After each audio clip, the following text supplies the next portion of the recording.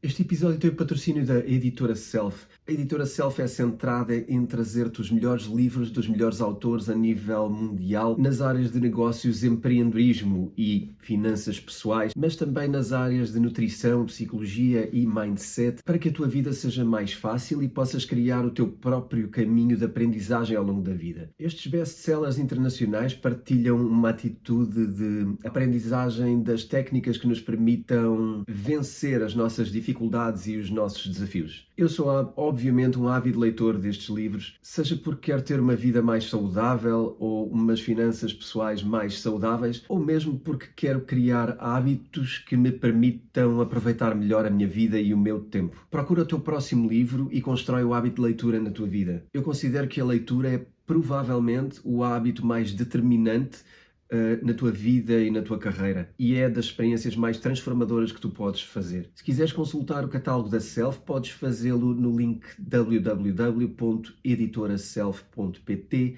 e usar o código de desconto temporada 6 para ter 15% de desconto nos livros da Editora Self. Olá, António. Olá. Cá estamos. Mais um episódio do Bipquam Cox. É em chinês, eu estava a dizer a versão chinesa, que é o Bipquam Cox. Olha, ainda bem que falas da versão chinesa. Porquê? Porque temos notícias chinesas. Esta semana vamos falar aqui de umas coisas sobre a China também. Então, manda vir. Não só, mas também. Mas começamos já por aí? Podemos começar por aí. Então, começar por aí.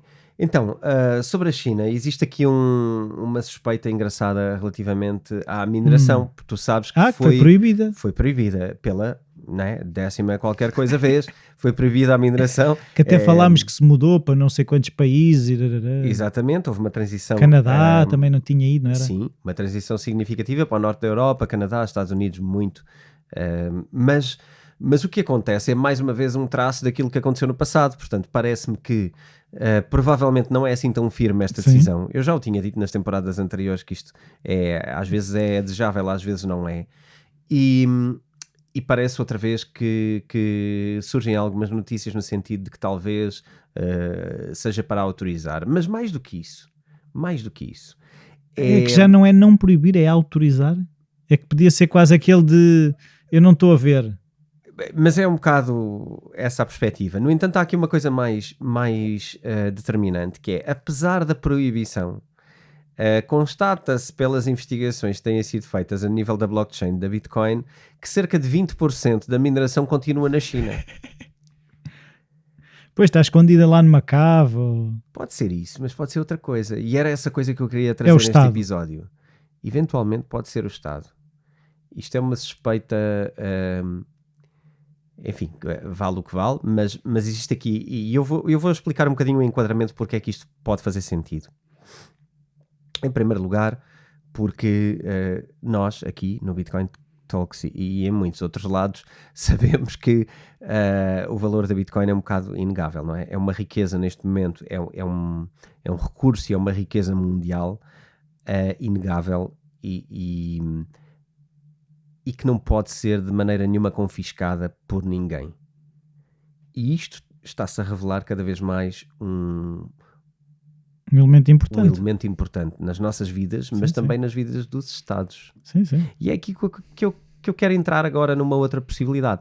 Repara, pode ser o Estado a minerar, pode ser o Estado a tolerar, pode ser ineficiência do Estado, podem ser vários motivos, mas 20% é significativo. Sim. Claro que era mais antes, mas 20% é significativo. E ao que parece, repara, se nós olharmos para a conjuntura mundial atual e para a geopolítica que temos vindo a falar aqui, percebemos que quando a Rússia agiu de uma maneira menos conveniente para com uma data de outros países, o que aconteceu foi um confiscar de riquezas, foi um confiscar de transações, um confiscar do que quer que fosse, em onde quer que fosse e onde fosse possível punir esse país de alguma maneira. Ora, nós sabemos perfeitamente que a China não está interessada em ser punida, em estar à mão de ser punida por quem quer que seja, nem a China, nem ninguém. Claro. Não, a China aqui não é diferente dos Estados Unidos, nem ninguém se atreveu no mundo atual, nem nos últimos anos, a punir, nem a fazer nada muito agressivo para com os Estados Unidos. Mas no dia que os Estados Unidos forem punidos por alguém, também não vão achar muita piada, não é? E confiscar riqueza é aquilo que é inaceitável para um governo ou para um Estado ou para alguém que tem poder, simplesmente. E repara, até que ponto é que não existe uma consciência de que isto pode acontecer, de que pode haver um momento onde a China de repente seja condicionada para tomar certo tipo de decisões, ou tomar um partido de alguém, ou escolher lados em alguma coisa que seja, e de repente, se não o fizer da maneira que é expectável, pode querer ser punida por um conjunto de outros Estados que de repente começam a querer confiscar coisas, ou o que quer que seja. Está aqui o valor do Bitcoin para quem não o percebesse até hoje, não é? Sim. A questão da descentralização que nós estamos sempre a falar, que é a grande arma, não é? É a grande arma. E que não há ninguém que possa fechar o sistema, não é? Na verdade não é. Eu até gostava de substituir a arma por escudo. Escudo, ok.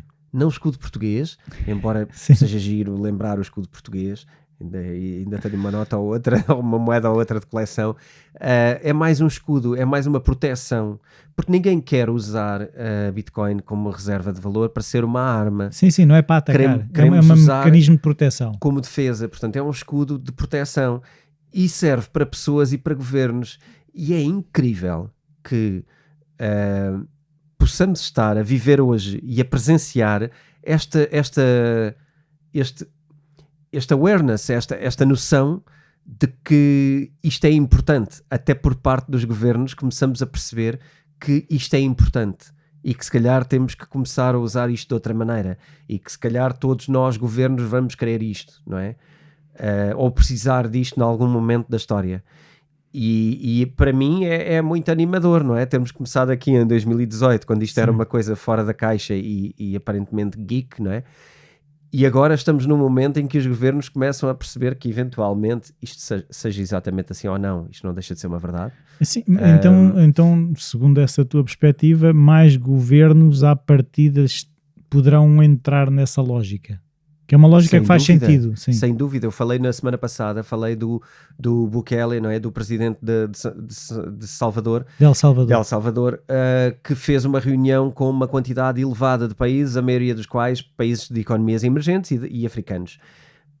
Isto não está esquecido. Esses países precisam desesperadamente de uma forma de ganhar a sua verdadeira independência. Repara, uma das coisas que eu também estive a olhar foi a República Centro-Africana, que foi um dos países convidados, ainda hoje usa um derivado do franco francês. Mas o franco francês já nem existe. Mas tem influência francesa. Acredita que a moeda continua a responder de alguma maneira à autoridade francesa. Isto não é desejável para nenhum país que queira ser verdadeiramente autónomo. E a questão é, havia autonomia em algum país?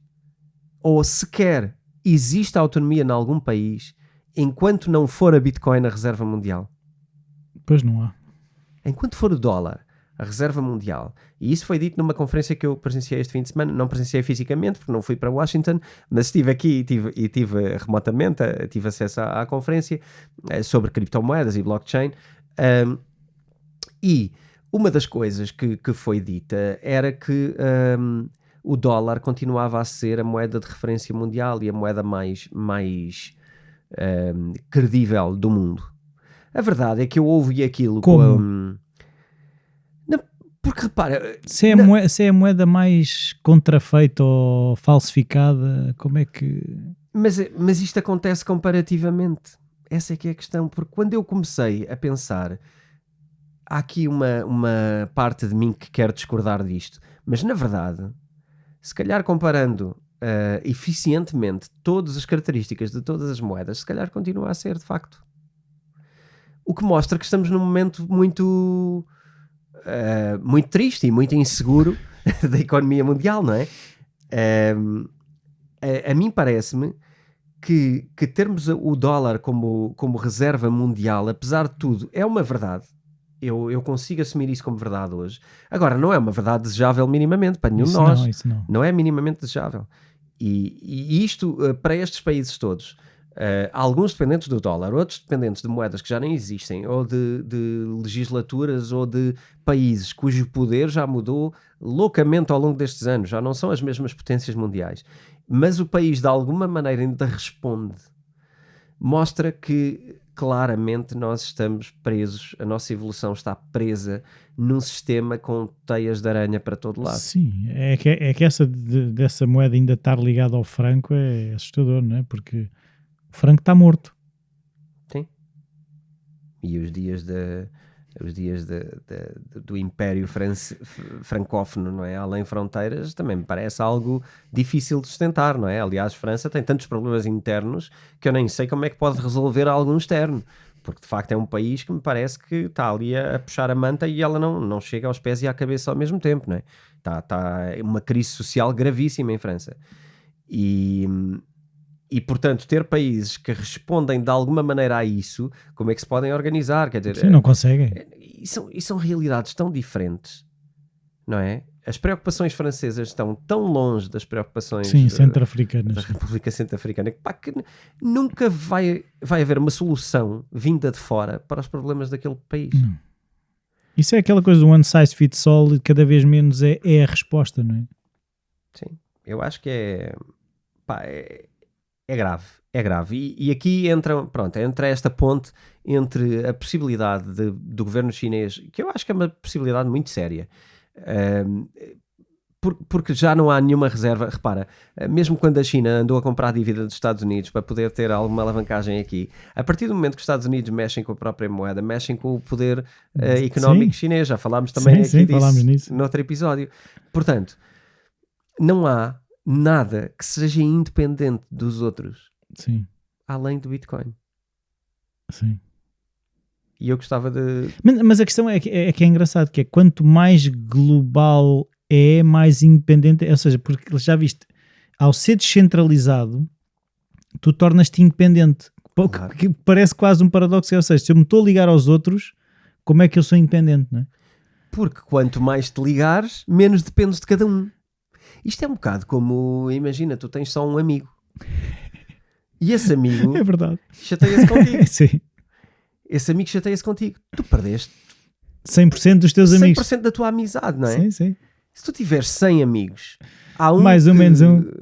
Mais ou menos um, não é que não queiras fazer diferença porque queres, mas mais ou menos um não muda a tua relação de amizade para fora, não é? É 1% versus 100%, não é? E eu acho que isso aplica-se tanto na vida como nos negócios, como... Repara, também existe este conceito que ficou na moda há um tempo atrás, que é a lei de Pareto, não é? Dos 20-80. Sim.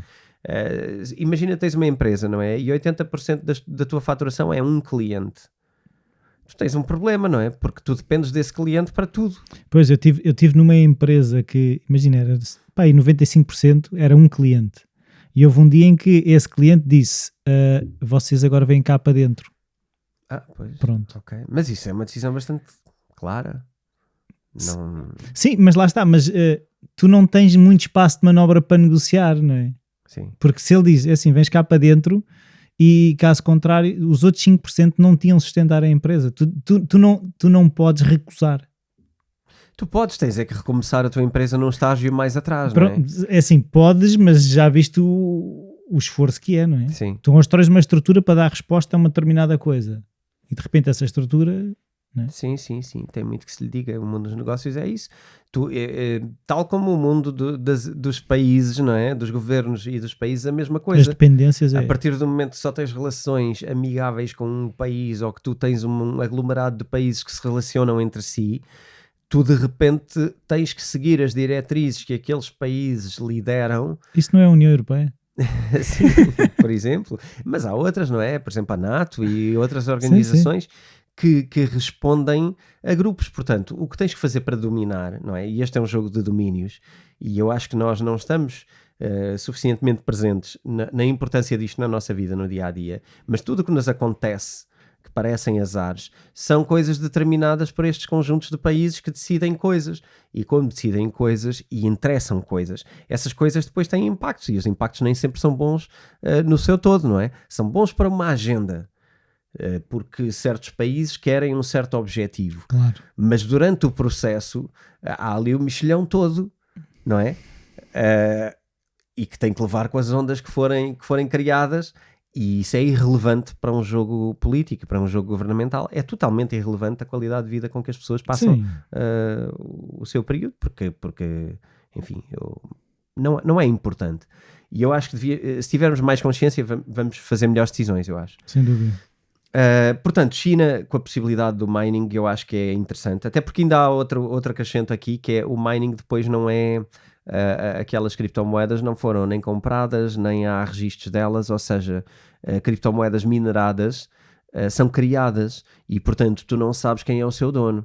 E isto é interessante também, porque se a China desatasse a comprar criptomoedas, o mundo todo ia saber, o preço ia subir, ia haver aqui uma... E assim conseguem estar a comprar, que não assim é... estão permanentemente a comprar com energia, que é uma coisa que a Rússia produz, não é? Energia barata, e consegue estar permanentemente a comprar criptomoedas, portanto, neste momento a criar, porque existe mineração de novas criptomoedas, por enquanto, e pode estar constantemente a amealhar aqui uma riqueza que mais à frente, como todos sabemos e acreditamos, vai valer muito mais do que vale hoje, e além disso é uma riqueza não confiscável e não registada nas contas governamentais além fronteiras. Portanto, isto parece um excelente plano. Não quero com isto não quero com isto dizer que não haja outros governos a fazer a mesma coisa há muito tempo. Eu diria que sim, que há. E diria que a manipulação de preços na Bitcoin tem muito a ver com isso, com governos a entrarem. Sim, a minha opinião governos a entrar, pois, acredito que sim. Pois. Muitos governos mundiais a entrar em criptomoedas, no sentido de minerar, de depois de terem uma riqueza também a este nível. Porque quando há um novo recurso, a Bitcoin é um novo recurso mundial.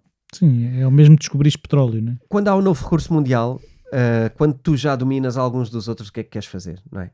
Queres dominar também este agora. Não vai ele ser importante. Sim. E portanto parece-me que é inevitável. Seja Bitcoin algo que vai ter sucesso a 50 ou a 100 anos, ou seja Bitcoin uma coisa que vai acabar amanhã, nenhum governo significativo pode dar-se ao luxo de não estar lá. Não querer ver. E portanto eu acho que isso faz sentido. Olha, e agora vamos para onde? Vamos para um conceito que eu gostava de definir com alguma assertividade, porque acho que é um conceito que vamos falar mais vezes e que as pessoas vão ouvir mais vezes nas notícias, que tem a ver com a estagflação. Estagflação. Então é estagnação e inflação? Ou seja, estagnar na inflação, é isso? Sim, é exatamente isso. Estagnar na inflação. Sim, a estagflação é um momento em que a economia não apresenta crescimento significativo, portanto está um bocadinho estagnada, está um bocado parada, não consegue crescer, e nós temos vivido isso, mas combinada com uma inflação alta. Juntam-se as duas. Juntam-se as duas, porque normalmente uma inflação alta não é uma grande dor para um Estado, para um governo, se a economia estiver a mexer. Se a economia também crescer. E normalmente estas coisas saudavelmente andariam de mãos dadas. O que acontece é que quando não andam e quando tu não tens um crescimento económico, tens só inflação, a perda do poder de compra é brutal nas pessoas, tens também uma perda de produto interno bruto, porque tu não cresces e todo o dinheiro vale menos, portanto a dívida aumenta por consequência, e depois tens outra coisa. Ou seja, a dívida não aumenta por si, mas fica difícil de pagar, não é? Porque tu não produzes para pagar. Se não estás a produzir, esta é a questão, não cresces. E depois há uma coisa que não está validada, mas que eu gostava de lançar aqui uma possibilidade, é que normalmente também existe aqui um terceiro elemento, que é o desemprego. Que aumenta. E eu acho... E aumenta porque a economia não anda. A economia não anda, pelo contrário, estagna, não é? E atrasa. E com a inflação... Se tu aumentas o desemprego, depois estás a cavar ainda mais do buraco. Sim, depois depende da origem da inflação. A origem da inflação pode ser falta de procura. E se houver falta de procura, não vale a pena produzir. Se não vale a pena produzir, tu não estás a gerar emprego. Exatamente. E se não estás a gerar emprego, causas desemprego, não é? Por consequência. Não há desemprego, não há poder de compra, não há procura. Certo. E isto é uma máquina depois da qual não consegues sair. Já estás num buraco com uma pá e continuas a cavar.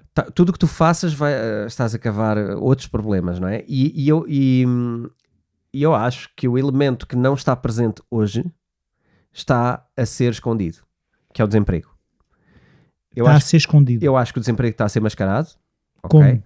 Através de uma data de instrumentos sociais. Repara, pessoas que, por exemplo, para te dar um exemplo, pessoas que estejam no centro de emprego e que estejam a tirar um daqueles cursos do centro de emprego, sim. de formação, não conta os números. Não sim. contam. Pois é. Tu tens N formas de esconder estes números. Parece-me a mim, e inclusivamente, repara, a inação do emprego não é só o desemprego. Tu tens uma data de pessoas. Eu sei que este conceito é meio estranho, mas o desemprego não sabe exatamente as pessoas que não têm emprego e gostariam de ter. E que gostariam de ter. O desemprego sabe as que se inscreveram no centro de emprego ok, sim, fizeram sim. um processo Já social percebi. para o fazer. Ok.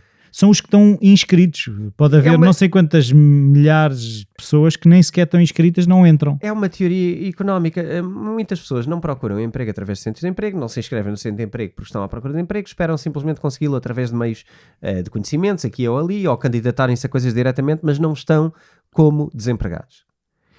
Mas não estão a receber subsídio, porque tu, para receber subsídio, terias que estar inscrito. Certo. Mas eventualmente estiveram a receber subsídio e deixaram de receber, por exemplo, e saíram para algum lugar que não é contabilizado. Saíram do sistema. E não estão contabilizados como desempregados, mas também não estão contabilizados como empregados. E eu acho que era giro de ver também o número do emprego. Nós só vemos o desemprego, mas podíamos ver o número do emprego. Eu gostava de ver. Aí é que ias perceber que havia uma franja grande que não estava contemplada. Quantos somos e quantos é que estamos a trabalhar? Isso era um número giro. 10 milhões, estão a trabalhar 7 milhões, temos 1 milhão de desempregados, onde é que estão os outros 2 milhões, por exemplo? Pronto, e eu acho que temos aqui até pela modernidade e pelos dias que vivemos, uma quantidade grande de pessoas que está a viver num estado remediado. Vai conseguindo umas coisas aqui, umas coisas ali. Nos pescados. Mas, na verdade, não constitui nem vive uma vida financeiramente segura.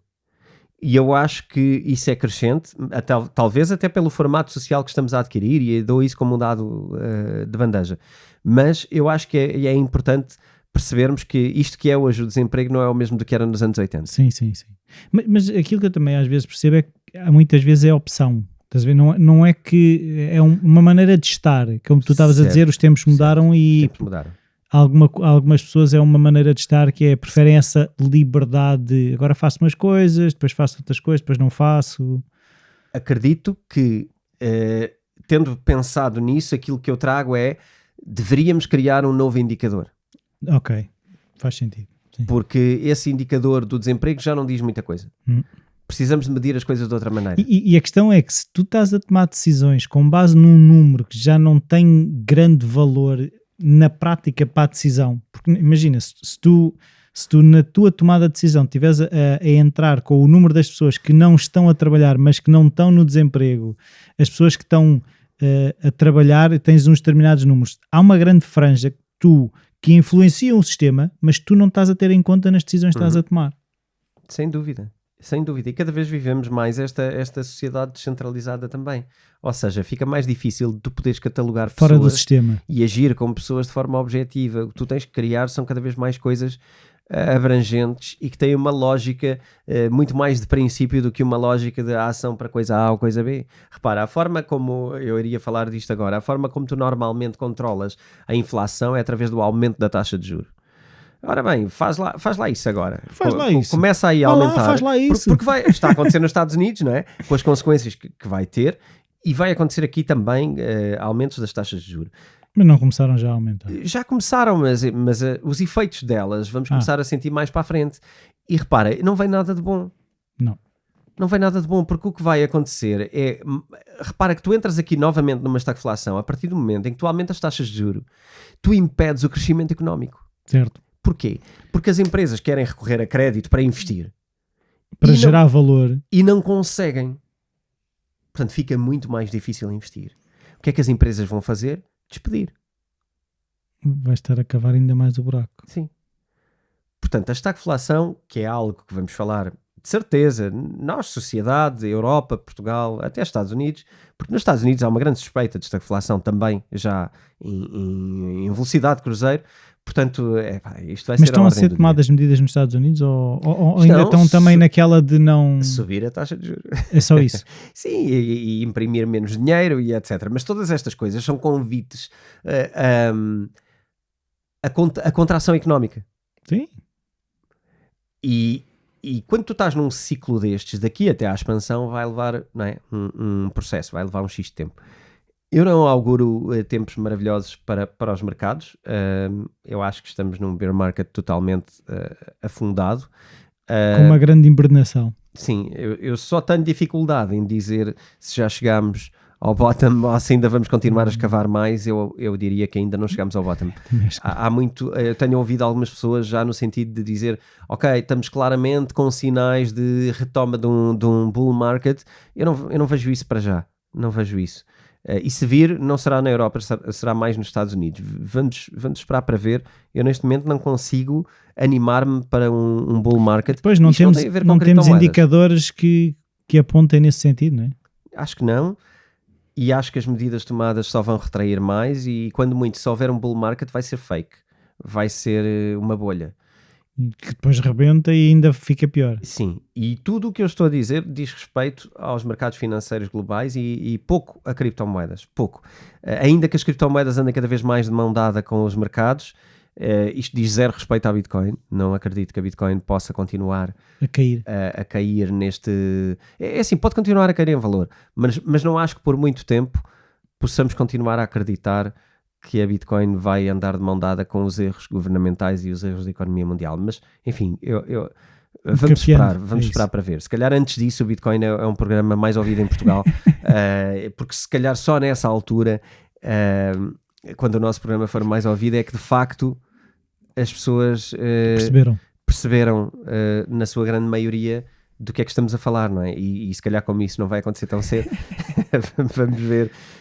É para a semana. Deixa-me, antes de irmos ao nosso grande tema de hoje, que vai ser Ethereum, antes de irmos a esse grande tema, deixa-me falar só um bocadinho aqui de Terra Luna, o ecossistema que eu tenho acompanhado mais perto. Morreu, mas há aqui uma vontade de recuperação, existem umas propostas. Estão a fazer aquelas coisas de dar choques no coração. Sim, existe uma vontade de reanimação. Aqui é importante perceber também que o mercado... Não só o mercado como fora do mercado, isto afeta a legislação, as ideias sobre stablecoins, as declarações do Fed nos Estados Unidos, não é? sobre stablecoins e sobre os perigos que podem vir, os riscos sistémicos e etc. A Terra abanou de facto não só as criptomoedas, mas também o conceito de economia. Eu ia só falar aqui de 2 ou 3 coisas que eu acho engraçadas, porque também falamos delas.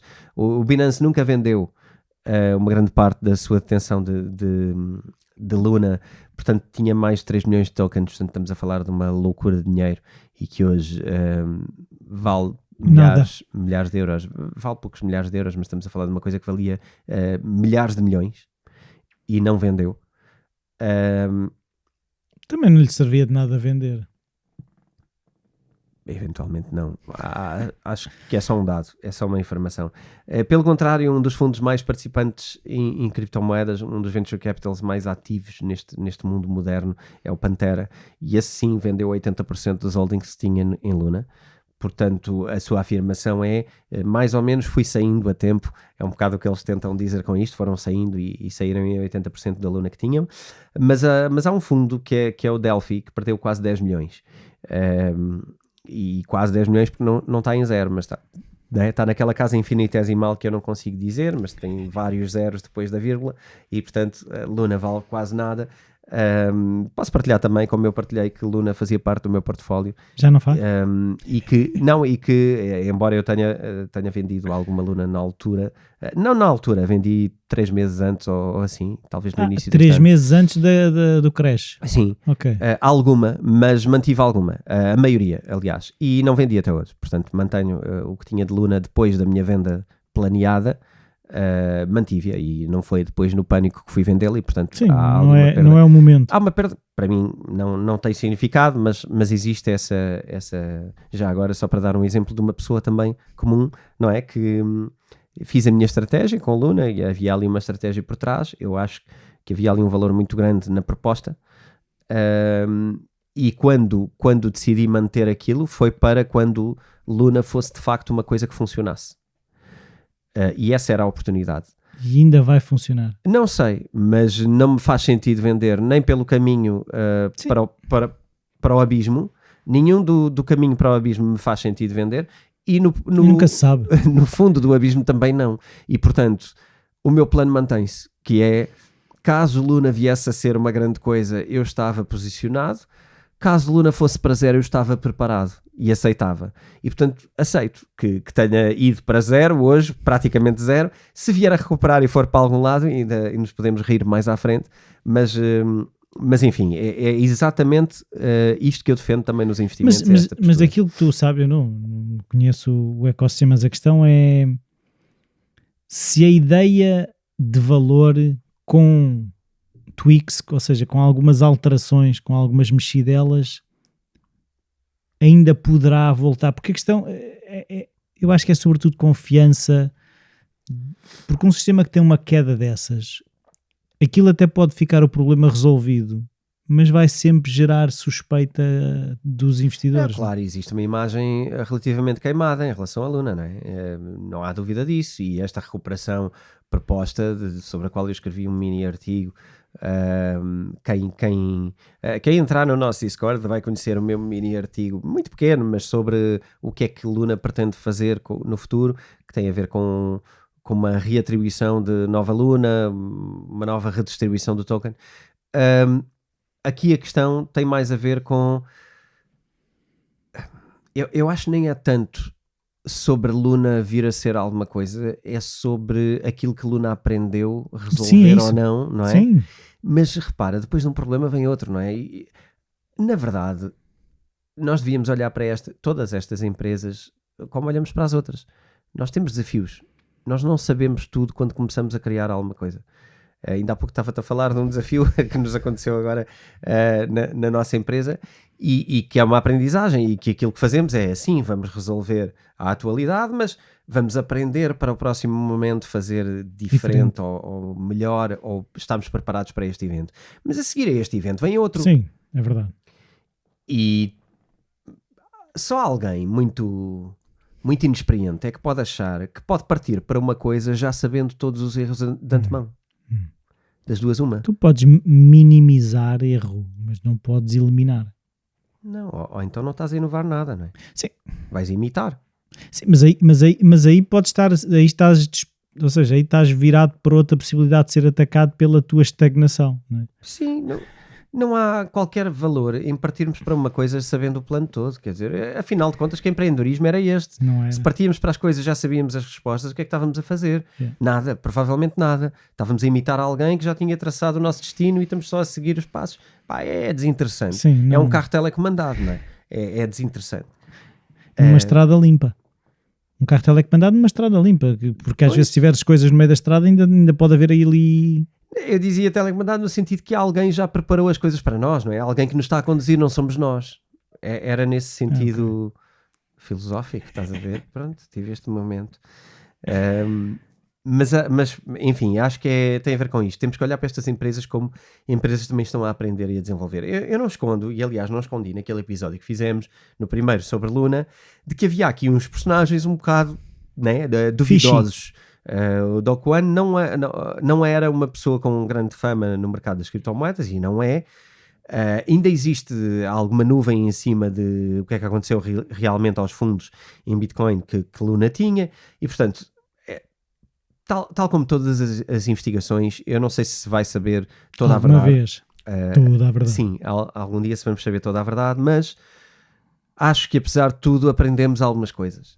E a questão é quem é que vai investigar, porque imagina, essa se calhar é uma crítica que até se poderá fazer às criptomoedas, se calhar às outras, mas imagina uma empresa que acontecesse, uma empresa cotada em bolsa, por exemplo, que acontecesse uma coisa dessas, haveria entidades a investigar ou não?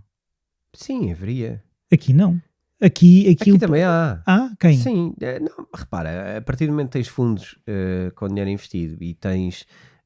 Existem também chain analysis, não é? Empresas que já investigam. Aliás, aqui as coisas às vezes são mais fáceis de identificar. Há aqui movimentos que são mais fáceis de identificar. Os movimentos entre carteiras e wallets estão identificados e de facto, quando eu te falo deste movimento meio shady em relação às criptomoedas e à Bitcoin que a Luna comprou, esses movimentos estão identificados e as carteiras para onde foi estão identificados. Há ali, sabes de quem é? Não. Não se sabe de quem é, mas sabe-se o endereço. Sabe-se o endereço, mas aqui sabe-se quem era o proprietário, não é? Porque eles compraram e dali foram para ali e dali X foi para ali, X foi para ali e portanto aquilo que não se consegue identificar é aquilo que fica sobre a nuvem, que é para onde é que foram estes, foram mesmo vendidos ou como é que estão. E existe aqui depois uma dificuldade de perceber, de fazer um trace a seguir.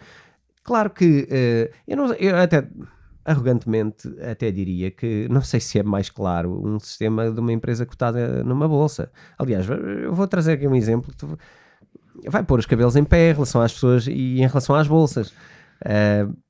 Tudo é um bocado shady. A questão é quem é que manda no jogo, não é?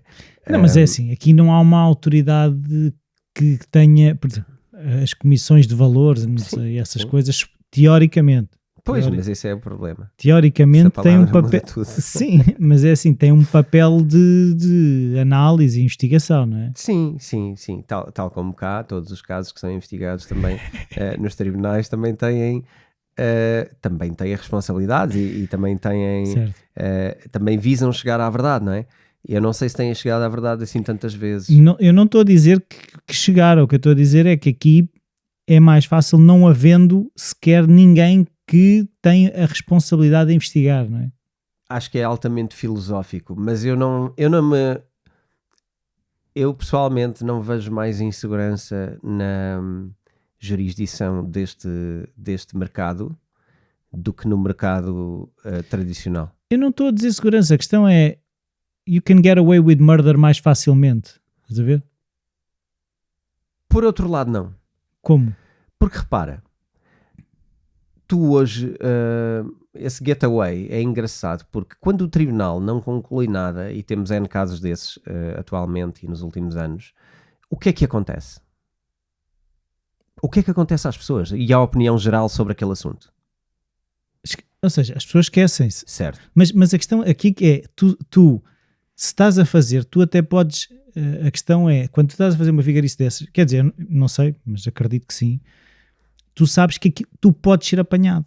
Enquanto aqui tu sabes que não há ninguém para te apanhar. Não, claro que há. Quem? Não, repara, mesmo isto trata-se de uma empresa da Coreia do Sul. O governo pediu esclarecimentos. Ok, pronto. Portanto, agora a questão é o que é que isso vale, porque aquilo que eu estava a trazer era diferente, que é, tu hoje, há aqui um impostor muito engraçado. Eu não me quero perder muito nisto, senão depois ficamos fora do tema, mas há aqui um impostor engraçado, que é, a partir do momento em que tu confias em alguma instituição para perceber a verdade sobre uma coisa, o que tu estás a fazer é delegar. Admitir-te, sim. Estás-te a admitir de ter uma opinião. E quando o tribunal ou as entidades decidirem, tu passas a ter novamente uma opinião. Não é isso. E repara numa coisa. O mundo das criptomoedas não tem essa entidade.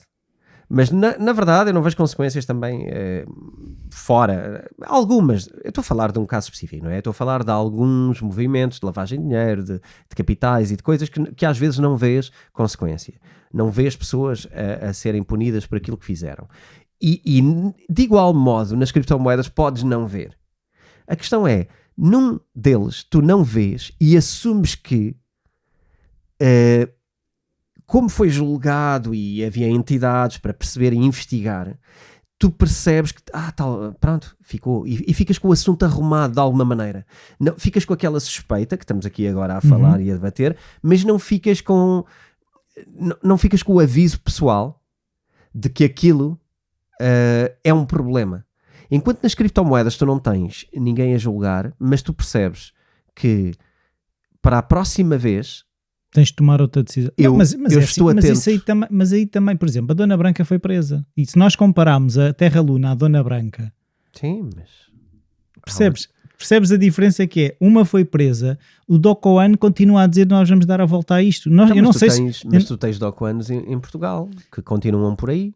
Sim, mas, É? mas o que eu estou a dizer é, essa coisa que tu estás a dizer, que a pessoa se demite porque há uma entidade, pá, a pessoa também se pode demitir não havendo entidade. Pode. Pronto. A pessoa pode se demitir a mesmo. O que me parece é que é mais exigente da pessoa. Quando não há uma entidade, a pessoa vai estar mais atenta. Porque percebe que Espero que sim. porque tudo depende do julgamento dela. Repara, ninguém nas criptomoedas está à espera que venha ninguém dizer que agiste mal ou que arriscaste demasiado ou o que quer que seja.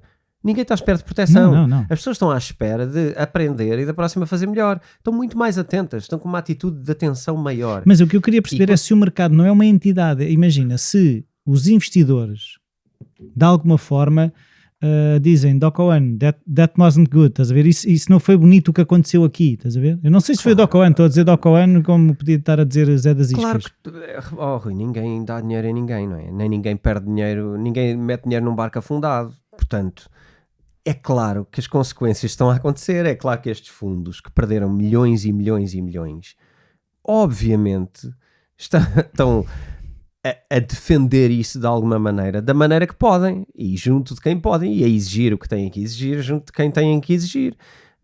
A questão é puramente humana. Cada um vai estar a fazer o negócio que está a fazer. E se alguém foi enganado neste negócio, alguém vai querer que alguém se chegue à frente e pague a dívida. Portanto, isso tudo é orgânico. A questão que me parece fundamental é perceber que isso não tem nada a ver com instituições de controle. Não tem a ver com instituições. Vai ter a ver com pessoas que querem que se faça justiça. E essas pessoas vão tratar de que, de alguma maneira... É assim, muitas delas simplesmente aprenderam uma lição. E não voltam a... E se calhar muitas delas estavam a ser golosas, não é? Rui, vamos lá ser, não é? Transparentes. Se eu próprio, no podcast... A gente diz, 20% ou 19%, o que é que era, sim. Se nós aqui dissemos que, desculpa lá, 19% de juro vem de onde? E depois começamos a tentar desmontar e há ali lending, há ali staking, mas isto não... Lembra-me, as contas não batem certo. Não batiam, não é? E se nós aqui chegamos a essa conclusão, acredito eu que estes fundos que gerem milhões também sabem que há um altíssimo risco naquilo. E, portanto, também não podem apontar assim o dedo com tanta força, porque às tantas, não é? Apontam a si próprios, porque eles embarcaram... Eles é que meteram lá o dinheiro. Embarcaram em tudo isto. Então vamos embora. Vamos embora. Ainda antes de ir ao Ethereum... Ainda não vamos ao Ethereum. Ainda não. Vamos gastar aqui mais um minuto com o nosso amigo Elon Musk. É? Sim, mas não especialmente por ele, mas por uma questão que me parece que devemos estar atentos, que é uma sigla muito engraçada que cada vez está mais presente e que agora começa a tomar proporções muito grandes, que é nada mais nada menos do que ESG. Isto diz alguma coisa? ESG não. ESG. Nós já tocámos isto muito por alto aqui. Eu já levantei aqui o possível problema relativamente a isto. E isto ESG são as siglas de Environmental for Social Governance. O que é que isto tem a ver? Com as empresas de repente serem responsáveis por um indicador que tem a ver com indicadores ambientais e sociais. Pegada ecológica? Uma espécie. A questão é, a ideia parece interessante e foi bem vendida. Mas a ideia está a ser um bocadinho usada como uma arma para... claríssimo, isto é claríssimo para mim e, enfim, aceito perfeitamente a discórdia de qualquer pessoa que ouça isto e tenha dificuldade em aceitar esta visão. Mas o ESG está a ser profundamente usado por quem controla esta narrativa das coisas ambientais e sociais para basicamente favorecer as empresas que alinham com a sua estratégia e punir aquelas que não alinham com esta estratégia concentrada que em última instância obedece a algumas poucas pessoas que neste momento dominam muita coisa. Eu preferia ainda não adiantar nomes, eu acho que podemos fazer depois especial sobre estas Mas a questão é, essa entidade é de algum país, é uma entidade mundial? Não, ESG é um conceito de repente é um rating. E agora é um rating e algumas empresas de comunicação e de avaliação de ativos Como é que é? Aqueles estávamos quando Portugal estava com... Por exemplo, tais como esses, Sim. que fazem o rating de Portugal para lixo. Não sei quem é Poor, ou como é que é essa coisa? Standard & Poor's, sim, exatamente, já lá vamos, e vamos falar exatamente disso, o SIP, e a Bloomberg e outras tantas empresas de mídia que também são... Aquelas coisas dos ativos tóxicos, como é que era de tóxicos? Sim, é giro teres mencionado na altura dos ratings, porque na altura Portugal foi posto num certo rating e depois foi comprado. Se tu fores ver, não é? Tudo o que é financeiro em Portugal foi comprado. Foi para baixar o preço. Até aqueles bancos cujo nome ainda é não sei quê de Portugal, não é? Não são portugueses, já. Portanto, não, os bancos não sei quê português são bancos chineses nesta altura, não é? Que bom. Sim. Se calhar é lá que estão a minerar. Estão a minerar lá. E repara, eles estão aqui a minerar outra coisa. Que é repara, houve uma coisa gravíssima que aconteceu agora. Parece-me gravíssimo. Mas imagina que é assim. Então, para ver se eu estou a entender o que é isso. Imagina que eu e tu decidimos que quem veste camisolas azuis, como hoje estamos vestidos, é que são os maiores. E começamos a passar a ideia que quem veste camisolas azuis, eu posso estar assumidamente a atacar aqueles que vestem camisolas amarelas ou que vestem camisolas verdes. Aí a lógica é um bocado essa. A partir do momento que tu consegues evangelizar o suficiente a tua ideia como uma ideia desejável, tu começas a conseguir reunir um buzzword e uma moda e uma tendência, não é? E o pessoal começa a comprar camisolas azuis porque não quer estar fora, é isso? E as pessoas não. Se tu disseres que as camisolas azuis são muito melhores para a tua saúde e para o ambiente, de repente vais ter uma data de pessoas e pronto, e com isto fundamentas umas coisas e outras não, mas fundamentas as suficientes para ficar uma coisa que soa bem. E assim que há coisas que soam bem, elas hoje são repetidas até à exaustão, não é? Porque o que não falta são influencers que descobrem as coisas primeiro que os outros. E de repente o que estão a fazer é evangelizar cassetes que lhes foram colocadas e eles nem percebem porque é que estão a evangelizar aquilo, acham só que é uma boa ideia. E estão a evangelizar coisas que têm muito mais a ver com a economia do que propriamente a ver com boas ideias e com bondade e com uma questão social equilibrada e etc. E altruísmo. Porque depois, na verdade, quem controla estes ratings e estas coisas são organizações essas que são sempre organizações com uma legacy tremenda para trás e que são agarradas ao poder e que a única coisa que pretendem fazer é dominar e... São instrumentos de poder. Sim, isto é um instrumento de poder. Certo. E neste momento, de tal forma é um instrumento de poder. E estamos nesta conversa, eu estou a Por causa do Elon. Pois, que eventualmente tu não saberás o que é que lhe aconteceu. Não. Pois, mas a Tesla foi retirada Já não é fixe. Foi retirada dos índices mais importantes nos Estados Unidos e entre ele o S&P 500. E porquê? Porque a Tesla não respeita o seu rating é mau. ESG. É mau. Mas o da Exxon, por exemplo, que é uma empresa petrolífera de combustíveis fósseis, é bom. Como? E está lá e está ótimo e está tudo bem. E então o Elon Musk decidiu fazer aquilo que tu farias. Fez um rating. Não, decidiu dizer o ESG é um scam e serve exatamente para isto. Para coisinhas que soam bem e para fazer obedecer pessoas a decisões que são centralizadas. E aqui, a nossa conversa, é por isso que eu estou a fazer esta curva, para se perceber que, eventualmente, sem certezas, eu estou mais seguro de que a missão do Elon Musk relativamente ao Twitter e àquilo que ele está a fazer, repara que o Elon Musk associou-se agora, filiou-se nos republicanos, a nível político. Ah, foi? Sim. E tive umas conversas engraçadas com um amigo esta semana. Pensei que tinha sido com ele. Em que se falava... não. Ainda. Em que se falava das possíveis ambições políticas do Elon Musk. Ser presidente dos Estados Unidos.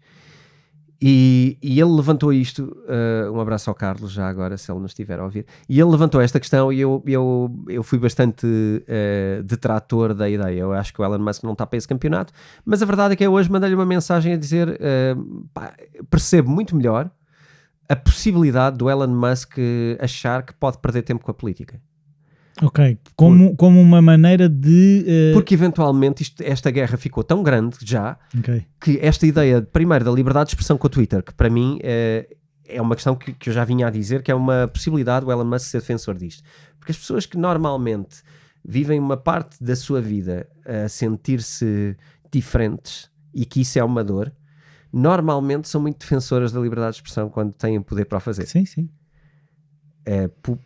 Porque querem aceitar mais a diferença, porque sentem que na diferença é que está a riqueza e porque de alguma maneira sentem que em algum momento na sua vida Não a tiveram.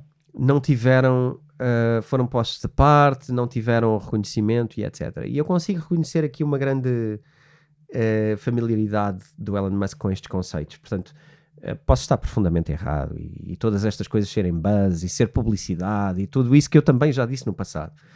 Mas as peças vão se juntando, vamos sabendo mais ou menos, não sei, mas vamos sabendo coisas. E eu hoje acho que esta coisa do Twitter pode fazer parte desta ideia do Elon Musk de que de repente tudo o que ele quer fazer e tudo o que ele está a fazer começa a ser demasiado incómodo para os poderes instalados. E ele está de facto a mexer se calhar com algumas agendas que podem ser difíceis. E em vez de estar-se a dobrar, eventualmente deu-lhe uma rebeldia de sistema. Está bem, mas não sei. Pode ser, pode não ser. Está bem, mas é assim, ele tem tido investimento desses ditos sistemas que ele agora supostamente está a lutar contra. Claro, mas a questão é que também...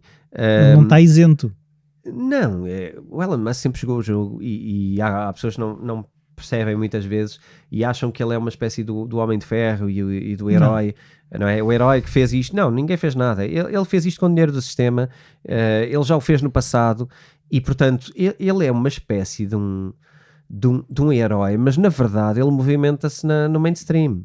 Tem uma empresa cotada em bolsa, as outras não têm, porque ele também já disse que isto é um problema. E quando ele começa a dizer isto, tu começas a perceber, ok, ele não quer cotar mais empresas em bolsa, precisamente porque ele quer rejeitar estes investidores. Sim. Repara que ele não colocou as outras empresas em bolsa. Nem a Boring Company, nem a Starlink, nem nenhum desses projetos. Mas se for uma proposta de valor, até que ponto é que esses ditos sistemas instalados não vão lá meter dinheiro na mesma? A questão também é outra, que a partir do momento que o Elon Musk é o que é, ele já não precisa de recorrer a esses investidores. Ele pode ir buscar investidores alinhados com a visão dele e que eventualmente não tem que passar... os carros e...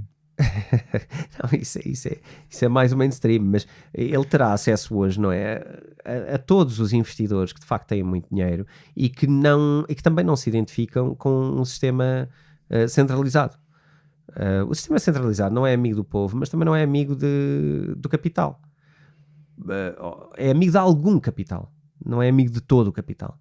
E portanto eu acho que é importante perceber aqui este jogo que se está a jogar, porque em primeiro lugar eu acho que a ESG é mais um pronúncio deste mundo onde estamos a entrar, onde de repente instituições e ratings inventados debaixo da escada começam a determinar coisas extremamente relevantes no nosso mundo. E é engraçado que isto foi chocante para toda a gente, tirar a Tesla dos ratings. Isto foi brutal no preço da Tesla em cotação. Claro. E isto é gravíssimo, porque na verdade ninguém acredita muito nisto. Ninguém acredita muito que o rating da Tesla de facto seja um mau rating neste aspecto. Mas ninguém faz nada. Mas retiram valor.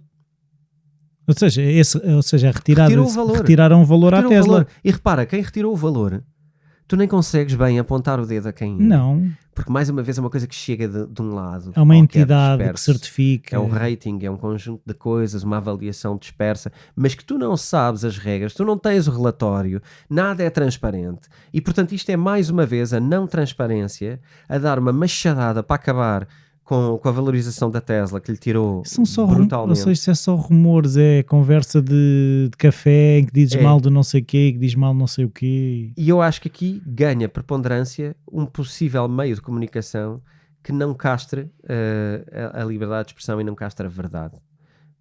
Porque num lugar destes, tu não passas notícias da Bloomberg a dizer que eles não cumprem o ESG, tu vais passar gente a dizer... deixa-me lá comparar este relatório com este, deixa-me lá fazer isto ou aquilo, mas isto não chega ao grande mídia. E portanto eu acho que é importante percebermos que os players dos big media mais uma vez estão a jogar uma cartada de domínio total sobre a economia mundial. E então? É agora que vamos para o Ethereum? É agora que vamos para o Ethereum. Vamos lá. Hoje o episódio vai ter 3 horas. E meia. Não, vamos lá. O Ethereum também não é que precisemos de uma hora para falar sobre isto. Eu acho que é importante perceber acompanhar o Ethereum porque é de facto uma das maiores criptomoedas. O Ethereum tinha previsto para junho a conversão para Proof of Stake. Já na altura, no episódio atrás, tínhamos falado que isto era possível, menos provável do que possível. Vamos ver como é que se desenrola. Deixa-me dizer-te já, pronto, vai já ficar. Vai acontecer. Não, já passou para agosto, se tudo correr bem. Depois Natal, metes as férias e... Mas o que é que eu quero dizer sobre isto? O mesmo que eu vinha a dizer no passado e cada vez mais solidificado. Isto não tem tanto a ver com questões técnicas que tenham que ser validadas, na minha opinião. Repara, esta fusão... Geoestratégicas. Isto já devia ter acontecido há muito tempo, esta conversão. Isso não é assim, eu tenho ideia, nós temos começado a falar isso no verão passado, ou estou... Sim. Certo? Sim. Certo. Já falámos disto há muito tempo. Isto tem sido sucessivamente adiado, mas é um plano tão antigo que, repara, o próprio Gavin Wood, quando saiu do Ethereum, e já fizemos um episódio aqui sobre Polkadot, que é o Ethereum Killers, quem quiser saber um bocadinho mais sobre esse projeto e os porquês, dê uma pesquisada,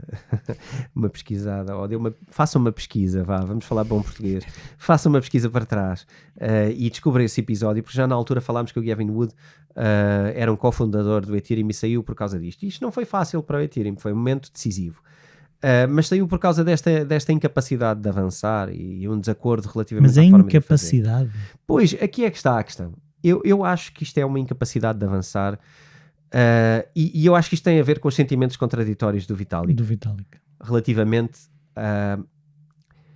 ao Proof of Stake, é isso? Sim, e relativamente ao que a Ethereum deveria ser. Lembras-te que Ethereum, ou seja, ele está com dúvidas do que é que o Ethereum deveria ser. Ou seja, a visão dele não está tão clara, é isso? Eu acho que até ele sabe o que é que a Ethereum deveria ser, mas na mente dele, o que ele acha é que ir para Proof of Stake é inverso àquilo que Ethereum deveria tornar-se. Então ele queria que ele se fosse outra coisa. Eu aprofundo um bocadinho mais. Eu acredito que esta conversão para Proof of Stake seja fundamentalmente uma conversão social, de velocidade e de algumas condicionantes que vêm de fora, mas não vêm de crenças. Aquela coisa que se falou, ok, sim, é o que o mercado pede naquelas... O mercado quer um Ethereum rápido, não é? Mas o Vitalik não acha que o Ethereum deva ser esse... O Vitalik disse recentemente, lembras-te de eu falar sobre a conferência onde o Vitalik apareceu e onde depois saiu antes do tempo e saiu logo que acabou a palestra dele, foi-se embora e depois fez algumas declarações, foi capa da revista Time nessa altura e também disse que ia começar a ter uma participação mais verbal. Sim, ia estar mais presente, sim. Pronto. E ele recentemente disse, uma das coisas que disse foi que achava que o Ethereum deveria aproximar-se mais da visão da Bitcoin. Ok. Não como funcionalidade, mas como proposta de valor, como forma de credibilidade. E caminhar para Proof of Stake é bastante inverso a isto. E eu acho que este é o problema. São sentimentos contraditórios em que sabemos que para a eficiência deveríamos ir para Proof of Stake, mas sabemos que por princípios para com a nossa noção do que é que está certo fazer e do que é que realmente tem valor, eventualmente deveríamos abertar essa ideia. Até ele não quer ir para a corrida da velocidade, porque uma coisa que nós falávamos, quando falamos no episódio do Ethereum Killers, era precisamente quase a grande métrica era, não sei o quê, consegue fazer não sei quantas transações. O Ethereum só consegue 300 ou o que era, não sei o quê, por segundo. E lá está, é estar a ter uma conversa que ele não quer. Ele não quer acelerar o Ethereum. É assim, eu acho que ele quer acelerar o Ethereum desde que isso não sacrifique princípios. Que são? O problema é que são os princípios da descentralização. Ok. Para ele a descentralização é mais importante que a velocidade. Porque se for um sistema centralizado, não é muito diferente daquilo que temos hoje e, portanto, não há aqui uma proposta de valor. Pode haver uma coisa que é um buzzword e que funciona, mas de repente estamos a falar de mais uma coisa centralizada. E o Proof of Stake é extremamente mais centralizável do que um Proof of Work. Não tem comparação possível. Portanto, repara, já agora, para dar uma noção, de todo o Proof of Stake, de todo o stake que existe neste momento, existe uma entidade que é a Lido, que vamos falar aqui mais à frente. A Lido tem 1/3 de todo o stake neste momento. Todo o stake de Ethereum. De Ethereum. Portanto, Isso é centralização. Para dar uma ideia, existe um stake, não é? Já em pré, pessoas que fizeram o stake para quando entrassem em ação o Proof of Stake, e estão presas até ao momento em que entrarem Então estão muito interessados que ele avance o Proof of Stake. Sim, se quiserem libertar o valor que está em stake, não é? Embora ele também traga rentabilidade, portanto pode não, mas de facto está preso até ao momento. E quando tu tens 1/3 do stake concentrado numa entidade, tu percebes que isto não está preparado, não é? Na minha opinião não estava, portanto eu se pudesse adiar por isto, se tu fosse o Vitalik, adiava imediato, quer dizer, eu tenho 1/3 da decisão nas mãos de um player, isto não é possível. Há quase aí uma sensação de tomada de poder, ou seja... Sim, isto tem que ser resolvido, não é? Tem que se resolver, porque se vamos centralizar Ethereum, não vale a pena. Mas como é que a Lido foi comprando, ou como é que foi fazendo isso? Porque tu delegas, na verdade o que tu fazes é stake de Ethereum na Lido, e Lido dá-te um juro bom, e depois de repente, não é? A Lido decide com os teus tokens, é mais ou menos isto. Ok. Isto é uma simplificação do que é. A cervejinha aqui é boa, eu às tantas tenho lá 30 pessoas e aquelas 30 pessoas já têm um poder, ou seja, eu ao gerir a cerveja eu voto por elas. Sim, tu votas por essas pessoas. E portanto eu acho que isto tem que ser resolvido, porque um Proof of Stake para Ethereum com base nisto, eu acho que é totalmente desinteressante. Estou contigo, Vitalik. E enfim, eu acho que estes atrasos têm a ver com isto, tem a ver com o Vitalik não estar satisfeito. Embora... Mas a questão que eu gostava de perceber é, não era interessante que o Vitalik tomasse realmente essa posição de estar mais comunicativo e de ter essa visão mais aberta de eu quero que isto vá para aqui, quase, não sei, era mais fácil de gerir expectativas e até quem é que quer estar neste barco. Imagina, se a mensagem estiver clara que eu quero ir para o Porto, todas as pessoas que quiserem ir para o Porto estão comigo. Se eu não disser bem para onde é que vou, nem as que querem ir para o Porto, nem as que querem ir para Coimbra, ninguém sabe muito bem para onde é que aquele comboio vai, não é? Logo também é difícil de arranjar aliados para avançar num determinado sentido, não é? Sim, mas de alguma maneira eu acho que, assim como eu sei isto, e por seguir o que ele diz, não é? De alguma maneira é possível segui-lo. O que eu acho é que a maioria das pessoas não segue a pessoa, segue outras coisas, seguem ecos, não sei, ou às vezes eu acho que não há uma preocupação suficiente para chegar ao detalhe. E qual era o risco do Vitalik chegar agora a dizer, é assim, eu quero que o caminho de Ethereum seja o caminho da Bitcoin? Pois, eu acho que seria muito grave, seria muito complicado para Ethereum. Eu acho que neste momento Ethereum já está envolvido num jogo e com demasiados players que... é o sunk cost? Eu acho que a Ethereum poderia correr riscos elevadíssimos ao fazer isso dessa forma. Acho que sim. Acho que uma data de players e de parceiros só estavam fora. Iriam para os Solanas da vida e para os outros, porque aquilo que eles pretendem não é minimamente a descentralização, é a cota de mercado. E portanto, a partir daí... Então onde é que ainda está o valor do Ethereum agora? O valor do Ethereum está nisto, que é... Não saber para onde é que vai. Não. Mistério. Esse não é o valor, mas há valor nisso, repara, eu pelo menos valorizo isso e eu acho que muita gente valoriza. O Ethereum vale muito mais do que outras criptomoedas por causa disso, porque existe uma noção e uma responsabilidade de ser descentralizado. Porque se for centralizado, podemos ir para o Goldman Sachs ou para outra porcaria qualquer que de repente alguém decide, e quando decidirem desligar a conta, desligam a conta, e quando decidirem ligar, ligam.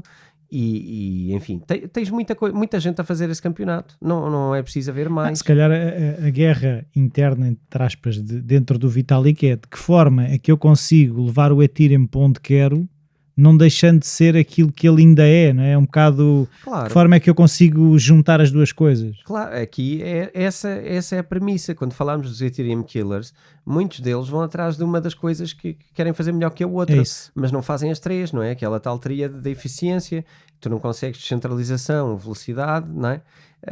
À mesma medida que o Ethereum consegue, ou melhor, o Ethereum posiciona-se mais para tentar manter a descentralização. E outros concentram-se mais no sentido de conseguir a velocidade. Isto hoje a ciência que sabemos hoje, isto ainda é algo impossível de quebrar. E eu acho que de alguma maneira há pontos de equilíbrio. E talvez esteja numa questão de... Ele está à procura do middle way. Onde é que está exatamente o equilíbrio? E eu não sei. Isto já sou eu aqui a tomar as dores do Vitalik e talvez ele não esteja com esta dor e estou eu. Eu acho que está, porque as declarações dele são claras. Ele disse que achava que o Ethereum deveria ir para uma visão mais parecida com a da Bitcoin. Portanto, isto é claramente uma dor e tem a ver com centralização. Agora... até que ponto é que podemos ceder, não é? Onde é que está o ponto ótimo? É isso que ele anda à procura, não é? Eu acho que é isso que se está à procura e eventualmente isso vai ser muito determinante sobre outras layers que sejam postas sobre o Proof of Stake. Eu não sei exatamente se este Proof of Stake vai ser exatamente da maneira que estava previsto. Isso alguma vez vai acontecer, não é? Sim, mas neste momento isto adia duas coisas. Em primeiro lugar, adia aquilo que muita gente gosta de saber, que é a possibilidade do preço subir.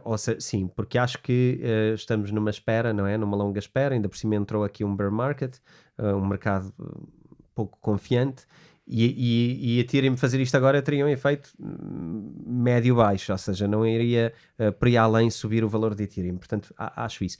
Por outro lado, estes prazos, não é, constantemente adiados também não trazem um sentimento bull, trazem insegurança, apesar de nós compreendermos os porquês, que a mim me dão confiança. Eu digo sempre isto: estes porquês dão-me confiança, a muita gente dá desconfiança. Nós corremos sempre para ontem, eu sei que temos todos muita pressa, eu corro mais para esta crença bem pensada de que é possível chegar a uma coisa genial, que seja ganhar uma coisa sem perder outra. E às vezes a minha noção será sempre de que então mais vale esperar, não querer a próxima coisa. Se vamos ter que abrir mão de uma coisa que para nós é importante, então acho que não vale a pena querer abraçar a nova coisa. Mas é uma ideia que eu trago, é minha, não é para ser uma verdade absoluta, mas eu acho que Ethereum abrir mão do que é para fazer uma coisa que quer, provavelmente neste espectro não compensa, porque para onde vai há muita gente para fazer e acho que não há interesse nenhum em chegar lá. Aliás, acho que até se é para isso vai tarde. Ok, se for para, ou seja, para jogar o jogo dos outros já estão à frente. Vai tarde, quer dizer, claro que quando a Ethereum mudar vai arrebentar com tudo, porque é muito maior, tem uma estrutura muito maior, por uma data de motivos, mas acho que já não há interesse de ir para ali, na minha opinião. Portanto, eu acho que esta espera vai ter que trazer alguma coisa. Mas eu agora estava a pensar que o Ethereum acaba por estar numa posição um bocado complicada, porque já não vai ser a Bitcoin, e como tu estás agora a dizer, ele já não vai ganhar a guerra, ou seja, já não vai ser o comboio mais veloz. Sim, mas também aqui a distinção. Ethereum, em termos de ser Bitcoin, Ethereum nunca é a Bitcoin. Está bem, mas mais parecido... O Ethereum agora, onde é que ele está? Ou seja, qual é que é a proposta de valor dele? Para onde é que ele vai? Então, da mesma maneira que Bitcoin é a moeda forte das outras criptomoedas, é a moeda mais credível e mais segura e mais descentralizada e mais tudo de todas as criptomoedas, em termos de moeda, o Ethereum neste momento eu acho que continua a ser o smart contract, portanto a plataforma de contratos inteligentes mais segura, mais garantida, mais original e maior de todo o mercado. Continua a ser. Esta é a proposta de valor ainda. Agora, existem uma data de atletas, não é, que entraram e fizeram aqui os 100 metros e os 200 metros e de repente estão a brilhar e a aparecer. E estão a resolver soluções, estão a implementar soluções. Mas eu acho que o campeonato não é bem o mesmo. Sim. Agora, o que eu estava a dizer é, se a Ethereum se converter num velocista, num que só quer performance e velocidade, vai banalizar e eventualmente não... Acho que é inclusivamente vai abandonar um lugar que ninguém consegue depois ocupar. Parece-me. Pois, é que o valor do Ethereum é ser cada vez mais Ethereum. O Ethereum tem que ser Ethereum, não tem que ser Solana, não tem que ser Polkadot. Polkadot é um derivado do Ethereum, não é? Sim. Saiu dali para fazer uma coisa que a Ethereum não estava a querer fazer porque há estes riscos. Polkadot decidiu fazer. não é a mesma coisa, não é? Tu não investes a mesma coisa na promessa do Polkadot do que na promessa do Ethereum. E portanto eu acho que se Ethereum abandonar esta ideia, ninguém vai ocupá-la. Não compete exatamente no mercado de Bitcoin, mas é a Bitcoin do smart contract. É a grande moeda dos contratos inteligentes, é o Ethereum. E aliás é uma referência no sentido de isto vai daqui até aqui. Porque no dia em que Ethereum não estiver a ocupar esta ponta do espectro de descentralização, a descentralização que nós achamos que precisamos vai ser muito menor do que aquela que existe hoje. Portanto, Ethereum é quase aqui um bastião da verdade, é quase um barómetro do que é que estaria certo fazermos se quisermos ser verdadeiramente sérios e descentralizados. E, portanto, na minha opinião, eu vou arriscar dizer isto, posso mais à frente achar que não, mas na minha opinião, eu até acho que o Ethereum passar para Proof of Stake pode ser um erro, pode ser uma má decisão e eu eventualmente não concordo com a passagem para Proof of Stake. E não há, eu não percebo assim tanto das coisas, mas é assim, não há um uso descentralizado de Proof of Stake, ou seja, quase, se calhar é isso que ele anda à procura, não é? É essa, de que forma é que eu consigo ser descentralizado e ao mesmo tempo implementar uma estratégia, não digo semelhante, mas pronto, que tenha a ver com o Proof of Stake. Eu acho que vamos ter que passar por uma reinvenção do que é o Proof of Stake. Proof of Stake que permita que tu consigas ir para coisas mais descentralizadas, porque o Proof of Stake é mais facilmente centralizável por instituições do que o Proof of Work. E eu acho que era importante criar formas de ter Proof of Stakes mais obrigatoriamente descentralizados. O Proof of History, eu estava aqui a pensar, qual é que é, já não me lembro, eu lembro que temos falado numas que usava o Proof of History, não é? Sim, já falámos isso no episódio, creio que de Solana, falámos do Proof of History. O Proof of History é uma reimplementação onde existe um critério extra que é a história do node de votação. São implementações. Também, creio que até esse desenvolvimento também vem da parte ou foi aventado em algum paper escrito pelo Vitalik ou pelo Ethereum. Existem aqui tem tudo a ver com os sistemas de consenso. Se calhar ainda é um proof que ainda não existe e ele vai criar um proof of qualquer coisa. Acho que pode ser, mas acima de tudo eu acho que é necessário esta como é que eu hei de dizer, esta fraqueza, esta fragilidade de passarmos o Ethereum para Proof of Stake é demasiado grande. Esta mudança é demasiado grande para ser aceitável. E eu acho que eu também só estou a pôr mais isto, cada vez mais como peso e como consideração, a partir do momento que começo a perceber cada vez mais dificuldades do lado dele em fazer esta transição. Eu acho que estas coisas são muito relevantes. Não quero dizer que o futuro da humanidade dependa disto, mas de alguma maneira, se acharmos que quase tudo funcionará sobre contratos inteligentes, se pensarmos que contratos inteligentes podem não ser descentralizados ou não ser confiáveis, de repente temos uma coisa um bocado estranha, não é? Pois, não, eu não quero isso. Eu acho que não queremos. Acho que não queremos isso.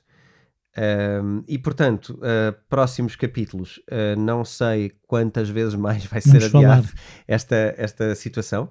Sei que algum do Mas valor... ele disse alguma coisa. Disse estas coisas, não é? Diz inclusivamente os seus sentimentos contraditórios, é uma palavra própria dele, não é? Okay. Que tem sentimentos contraditórios em relação a esta conversão para Proof of Stake.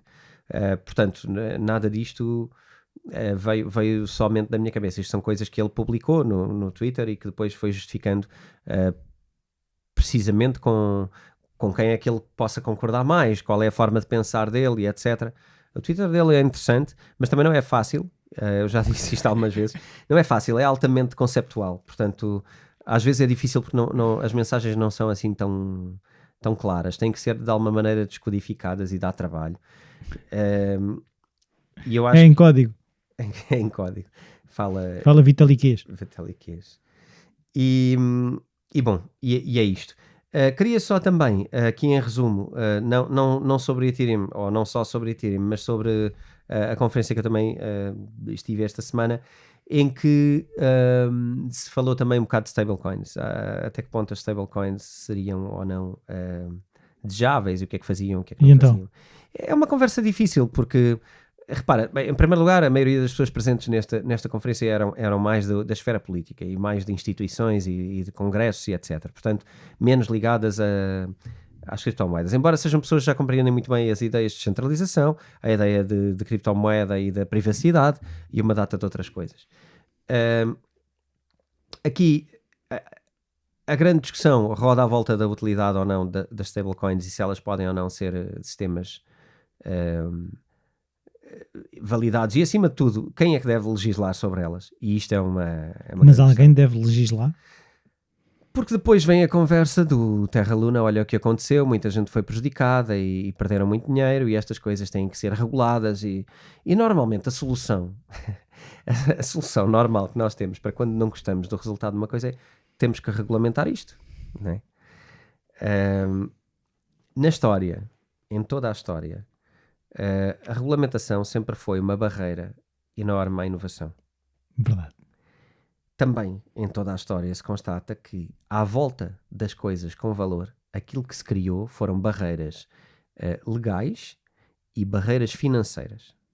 No ponto em que, quando tu queres inovar em algumas áreas hoje em dia, o que tens que fazer é contratar escritórios de advogados caríssimos e financiamentos caríssimos aos bancos. Portanto, tu construíste aqui uma barreira, com toda a regulamentação, o que tu constróis são barreiras para tu precisares de certos players do chamado legacy, advogados e bancos, para conseguires implementar um tipo de negócio, porque o portuguesinho normal, o americaninho normal, não consegue fazer esse negócio, porque só para entrar tem que submeter um documento que para fazer vai-lhe custar 1 milhão de euros. Ok. E, portanto, estás virtualmente impedido de desenvolver certo tipo de atividades, a menos que tu já sejas um dos players dessas atividades e já tenhas 1 milhão de euros no bolso, quer dizer. Mas em teoria está aberto a todos. Mas repara, eu quero fazer, vou ter que pedir um crédito de 1 milhão de euros a um banco. Isto não é um crédito, isto é uma parceria, não é? Eu vou ter que ser parceiro de um banco, o banco vai ter X%, portanto eu na verdade sou legacy outra vez. Criámos uma barreira tal que eu, para fazer alguma coisa nesta matéria, tenho que pertencer à mesma... Ou seja, para ter stables tens de estar ligado ao sistema. Claro. E este é o perigo, e isto foi um tema que para mim esteve presente o tempo todo, que é a regulamentação, se fosse bem intencionada, sim, eu compreendo as boas intenções da regulamentação. Agora, ela não é aquilo que nós conhecemos até hoje. A regulamentação que nós conhecemos não é só bem intencionada, é normalmente a regulamentação que faz esta barreira de entrada e que faz com que tu, para seres um player daquele mercado, tens que já ser um player daquele mercado. Eu estava a pensar. Ou responder a eles, de alguma maneira. Imagina, daquilo que nós sabemos, o Binance é o maior exchange do mundo. Se o Binance criasse uma stablecoin, até que ponto é que isso não podia ser? Porque imagina que há uma stablecoin... Mas existe. Pronto, existe, não sabia. BUSD. Mas é uma moeda de sistema, não é? Ou seja, não é uma... Ok, é uma stable mais interna do que externa. Não, mas o que eu estou a dizer era haver... Imagina que há uma stable de exchange, o XDT. Pronto, o USDT. Estás a ver? Tudo o que fosse exchange para facilitar o ecossistema. Para todos. Igual para todos. Sim. Não, a questão é que quando tu fazes igual para todos, em primeiro lugar estás a centralizar novamente. E em segundo lugar estás a dar poder a uma entidade sobre todas. E a não dar oportunidade a outros de... Mas qualquer moeda que alguém crie, se todos usarem, o poder está de quem a criou, não é? Então, mas daí tens a liberalidade, a liberdade de admitir que qualquer pessoa pode criar uma moeda e que a adoção vai depender da qualidade. Sim. E isso é o que tens hoje. Não é preciso regulamentar. Eu acho que é isso que deve continuar. Eu acho que sim, ainda que possam haver estes percalços. Mas se nós estivermos informados dos percalços, lá está, se nós todos andarmos aqui a aprender o que é que são as moedas e perceber que antes de pôr tudo no mesmo lugar e ganhar o juro, devemos perceber que isto é um risco inerente e que estas coisas não são dólares governamentais, se aprendermos a navegar estas águas, é como tudo, nós podemos pôr uma jangadazinha de fósforos, não é? Uma caixa de fósforos numa banheira, isso é fácil. Agora, nós também podemos pôr um barco a navegar no oceano, sabendo que o oceano é um oceano. E que tem ondas, e que tem ventos, e que tem correntes, e que tem dificuldades, e tem tempestades. Mas podemos ou não navegar no oceano? Podemos, está provado, não é? Então, eu acho que... Eu não sou anarca, atenção. Eu não defendo... eu não defendo a ausência de qualquer tipo de regulamentação ou de lei. Não é isso. Agora, eu acho é que estar a colocar coletes de forças na inovação... para já, há aqui uma agenda escondida. E para mim não é nada escondido, é evidente, não é? Eu já o disse agora como é que é feito e foi sempre assim e há de ser sempre assim à vontade de quem lá está. A questão é, nós vamos aceitar isso ou não? Nós vamos continuar a aceitar que tudo seja regulado antes de nascer ou vamos primeiro deixar que aconteçam coisas e depois vamos regular, mas regular também isso de forma descentralizada? Sim, a decisão. Estava-me a lembrar que uma coisa que se faz em arquitetura paisagística é aquela coisa do caminho de pé posto, porque tu semeias a relva e depois de as pessoas trilharem o caminho é que tu vais pôr o caminho, ou seja, tu vais perceber pelos padrões de percurso das pessoas, tu não vais à partida pôr os caminhos no relvado, estás a ver? É o trilhar que vai decidir, ok, as pessoas estão aí por aqui, então é por aqui que a gente tem que criar a gente tem que criar o caminho. Isso faz bastante sentido. Os arquitetos sabem umas coisas sobre regulamentação. Não, porque tu, se fores ver em muitos parques, o que tu tens os caminhos de pedra feitos e depois tens os caminhos alternativos em que a relva está queimada porque é o caminho que as pessoas de facto fazem. Não é? Sim.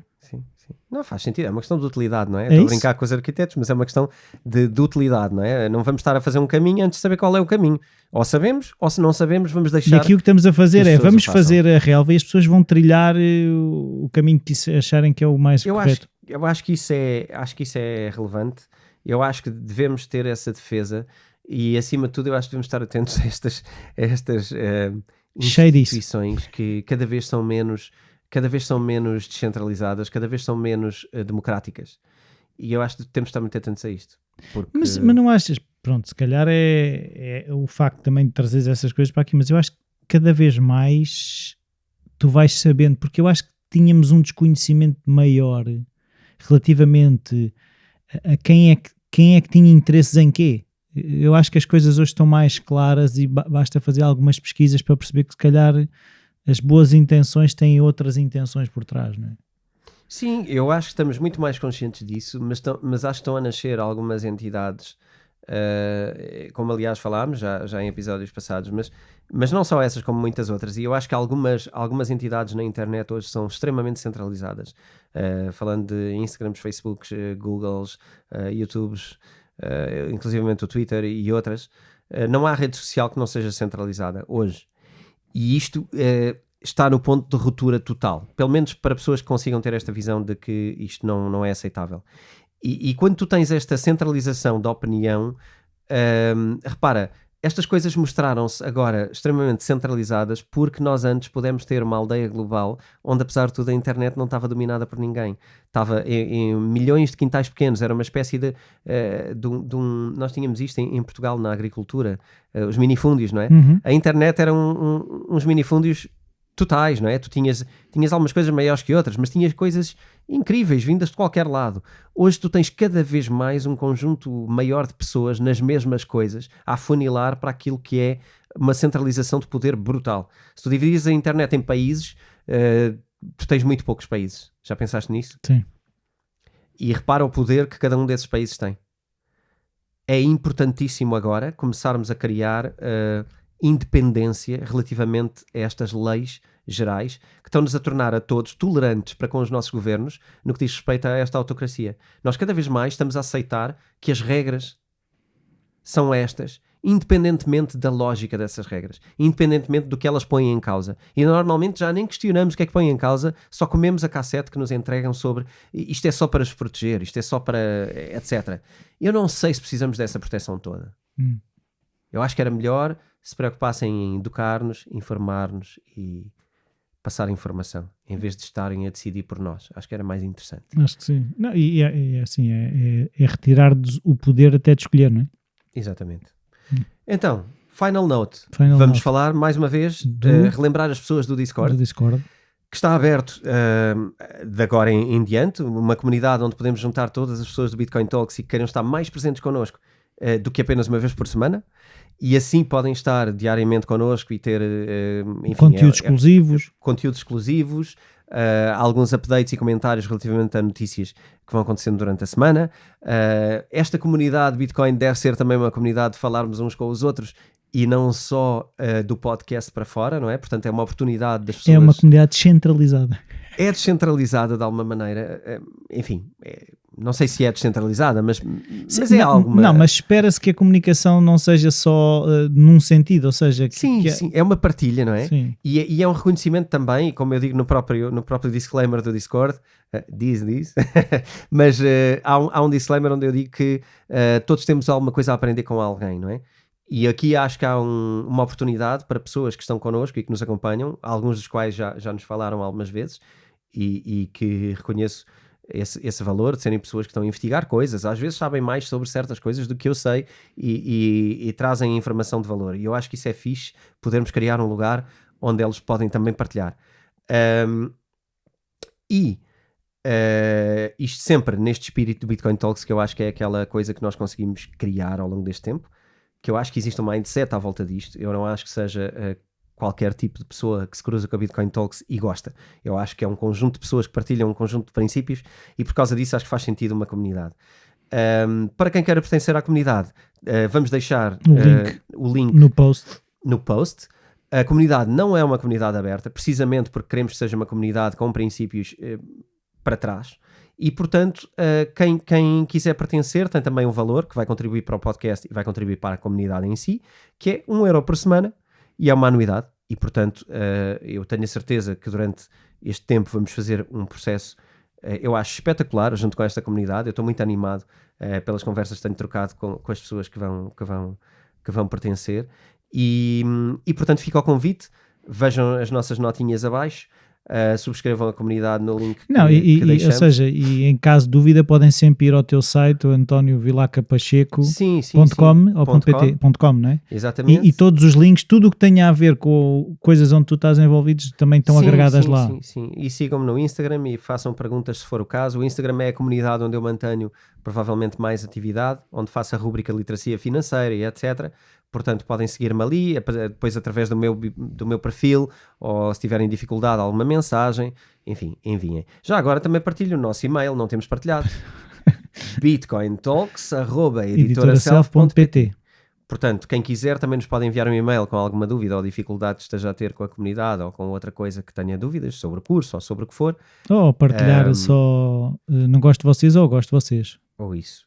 E sei que ainda tenho algumas respostas para dar, não se desanimem, elas não estão perdidas, eu sei a quem devo respostas e ainda vou conseguir dar saída a tudo isto.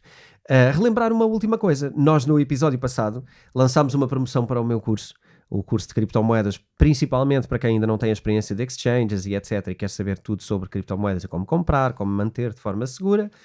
Acaba hoje a promoção que falámos. Portanto, até aqui, meia-noite. Hoje à meia-noite termina. Quem ainda vir valor nisto e achar que vale a pena, aproveita este desconto que nós demos, com o extra do webinar do Gaming no Metaverse também. Hoje, que se ouvirem no dia em que é publicado. Exatamente. Hoje sexta-feira, no dia em que é publicado, até à meia-noite, aproveitem a promoção que fizemos para este curso. E acho que não me estou a esquecer de nada. Que eu me esteja a lembrar. É assim, é uma coisa que também referimos pouco, que existe roupa e canecas. É verdade. Se as pessoas quiserem também... Temos algumas t-shirts que podem ver na editoraself.pt. Secção vestuário, acho eu. Vão à loja. Dentro da loja tem uma parte que não é livros, é fácil. E portanto é vestuário ou roupa cripto ou algo do género. Procurem lá e tem lá algumas t-shirts bem engraçadas que nós criámos e que eu próprio uso, algumas delas porque gosto, são frases que criámos para isto. E enfim, se acharem que é engraçado para dar a um amigo ou para vocês usarem e de alguma maneira também contribuírem para o podcast, porque é esse o intuito das t-shirts, é esse o intuito da comunidade também do Bitcoin Talks no Discord. E é isso. Eu acho que é tudo. Até para a semana. Então, adeus, até para a semana. Abraço. Tchau. um minuto para te falar das nossas t-shirts cripto, para contribuires para o nosso podcast, ou se queres apenas ter uma peça de roupa exclusiva ou algum adereço que te identifica com criptomoedas, vais adorar as nossas t-shirts originais e vais poder ler a história de cada um dos temas que nós criamos. Foram momentos divertidos e criativos na equipa para produzir estes artefactos para fãs. Eu pessoalmente sou fã da Homo sapiens, talvez pelos momentos de ironia que vivemos nesta altura, mas tens outras inspiradas como o In Before Ellen, a preto, a branco, tens hoodies e tens também canecas à tua escolha com temas exclusivos. São mais de 10 produtos diferentes entre canecas, t-shirts e hoodies e que tu podes encontrar acedendo ao site www.editoraself.pt e acede à área Roupa Cripto, onde vais poder encontrar os produtos e as histórias que criamos. Ficamos à tua espera e já sabes, Bitcoin Talks.